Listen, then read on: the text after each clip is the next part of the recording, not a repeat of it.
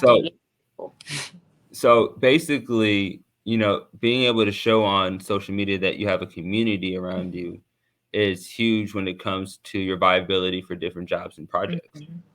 Well, even okay, so for example, for modeling, I remember like probably a couple years. Well, something I've heard over and over again is there's a lot of people that say thank you to me for always crediting my team. Whatever, Hmm. if I can find the name. Sometimes I don't know who it is, and I don't even know who to contact to get the information. But if I do like a test shoot or something with a smaller team, I'm able to find the names of who's involved and credit them because there's a lot of people that just don't want to credit people. Typically, the only time I won't credit is if I had like a bad experience with somebody or they don't want to be tagged, Hmm. which That happens, happens every yeah. once in a while.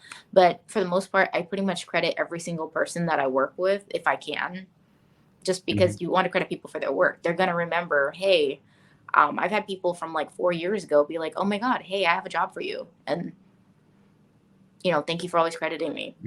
It's shocking. Like people that I haven't spoken to in forever, like have reached out and offered me opportunities just because I've built that relationship and I'm always, you know, I believe in Showing crediting love, word. absolutely. It's And great. I think People I've only it spoken goes, to once. yeah, I think it goes back to the saying, people will forget what you say, they'll forget what you do, but they'll never forget how you made them feel. Exactly. And being able to show people love, and especially you will forget what you say and forget what you do, but if you can be someone who has good character and is a stand-up person in everything that you do, I think that does shine through in the long term Yeah. on being able to create more opportunities for yourself. And so we have the relationship side of social media. There's the other side, which is the content production. And the thing that really just blows me away about you from the day we've met is the sheer volume of content that you just crank out, and and it's quality. Yeah. And so, what is it, like a lot of people say social media is like another second job. It is. So what is your process of creating content for social media, knowing what you want to post to represent yourself, knowing what you want to be, how you want to present your brand, and just like you're a monster. So I'm just here to just listen on just your overall process.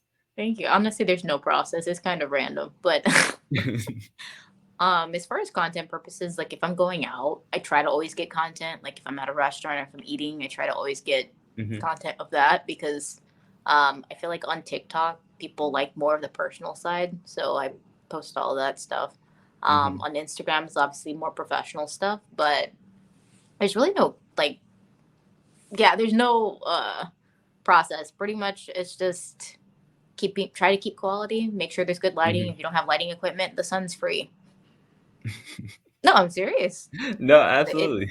There's really no excuses. If you want to do something, you'll do it. Like, I Hmm. keep bringing up content creation because that actually you can make good money, like even better money than modeling with content creation. Like, companies have budgets to hire people to do stuff. Like, it's just you have to be consistent with what you want to do. So if you decide, you know what, I want to start getting paid to travel, start traveling, put that content out. If you want to get paid to Hmm. post makeup stuff, I took like a couple years of just posting stuff that I purchased online. I mean, at like Target and Walmart and stuff, and just did videos. They weren't good, but eventually brands reached out and started paying me to post for them. So you kind of just have to just do it.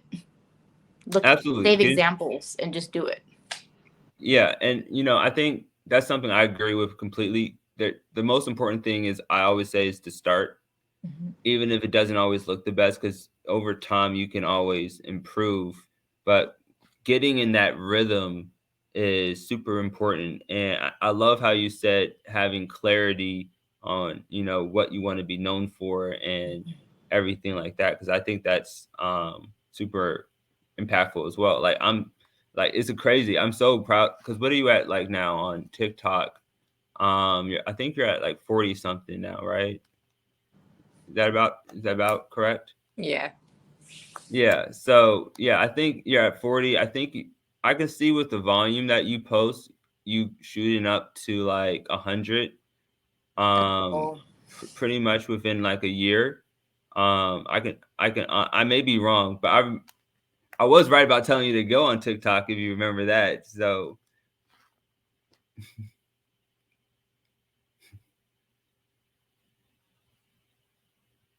Sorry.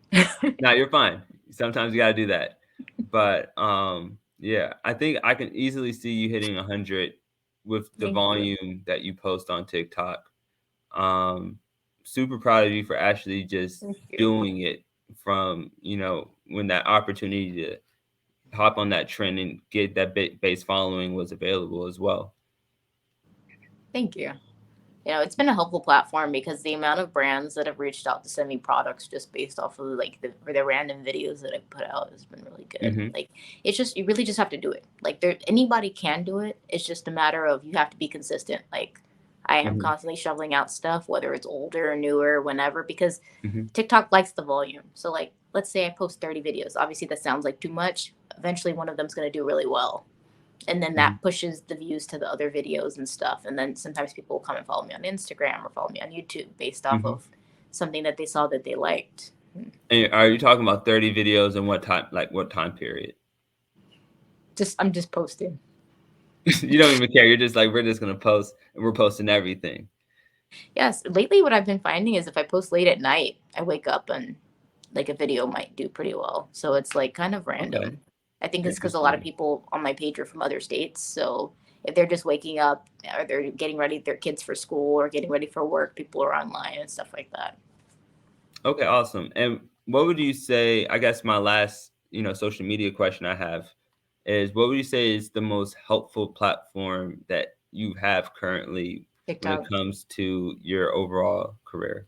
TikTok's been good. I mean, Instagram's okay. So Instagram gets me modeling jobs because people are looking for people through hashtags and stuff like that, or looking through people's profiles. TikTok is more of my content creation jobs and stuff like that. Just Okay. because that's where I post most of my like casual or product unboxings and stuff like that. Got you. So Instagram's kind of like your resume Mhm. per se, and then TikTok's more of your creator brand where you're just, going to the gas station and getting stuff for people. That's an inside joke right there. But no, I feel you. That's actually that's clarifying for me as well. So I appreciate the insight.